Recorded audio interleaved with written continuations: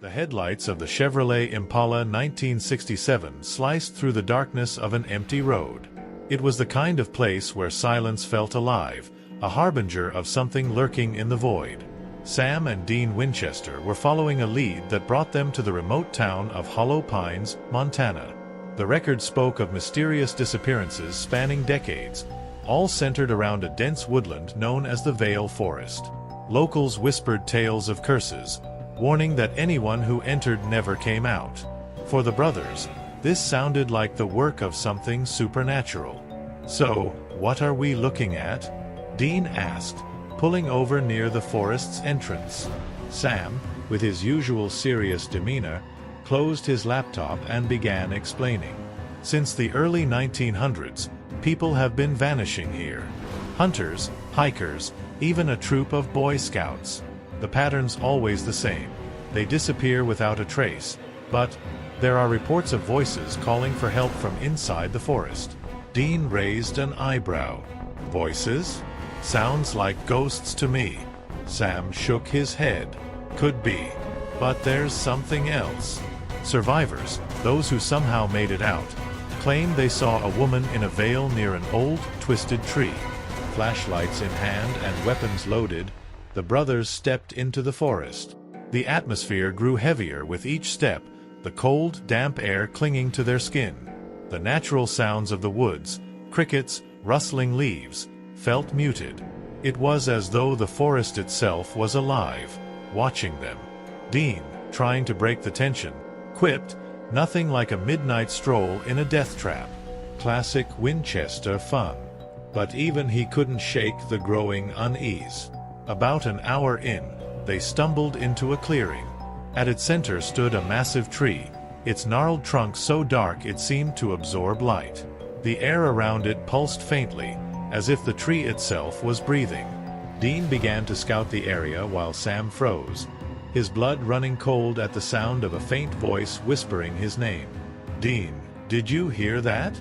Dean, already on edge, spun around with his weapon ready. "Hear what?"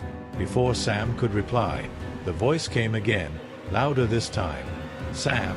Suddenly, a figure appeared at the edge of the clearing, a woman in a tattered, mud-streaked white dress, her face obscured by a veil. Though her eyes were hidden, the brothers could feel her gaze boring into them. Dean raised his weapon. "All right, Casper, enough games. Who are you?" The figure didn't respond. Instead, she lifted a hand and pointed toward the tree, her movements unnaturally slow and jerky. Approaching the tree cautiously, the brothers noticed claw marks etched into the bark, as if someone, or something, had tried to escape from within. Then came the sound, muffled banging, faint but unmistakable. "Dean, there's something, or someone, inside this tree," Sam exclaimed. Before they could act, the veiled woman lunged, moving with inhuman speed. She hurled Dean across the clearing and wrapped her hands around Sam's throat. Sam struggled, but her grip was unyielding, like iron. As he gasped for air, he glimpsed something beneath the veil, an absence of a face, just smooth, pale skin. Dean recovered quickly, firing a rock salt round into the entity. She shrieked and dissolved into a wisp of black smoke. "Sam, you okay?"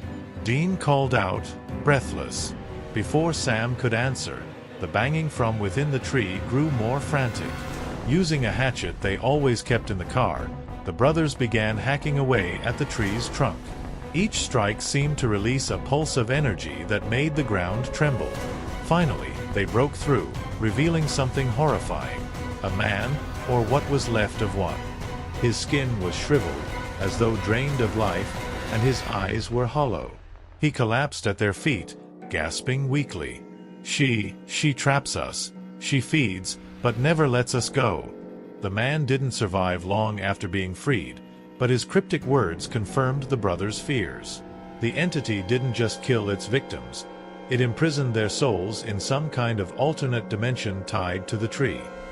That explains the voices, Sam deduced. They're echoes of the souls trapped here. Determined to end it, the brothers set a trap, spreading salt and carving sigils around the tree. The final confrontation was brutal. The entity reappeared, more ferocious than before, assaulting their minds with visions of loved ones they'd lost, like their father and even Castile. But the Winchesters had faced these tricks before. Through grit, firepower, and a bit of improvisation, they managed to force the entity out of its physical form and burned the cursed tree, releasing all the trapped souls. As the flames consumed the tree, the oppressive weight in the forest lifted, replaced by a peaceful stillness. Dean dusted off his hands and smirked at Sam. Well, another day in the life. Easy, right? Sam, exhausted but relieved, chuckled. If that's what you want to call it. Back in the Impala, the brothers drove away, knowing this was just one battle in an endless war. But as long as they had each other, and the will to keep fighting, they'd take on whatever the road ahead had in store.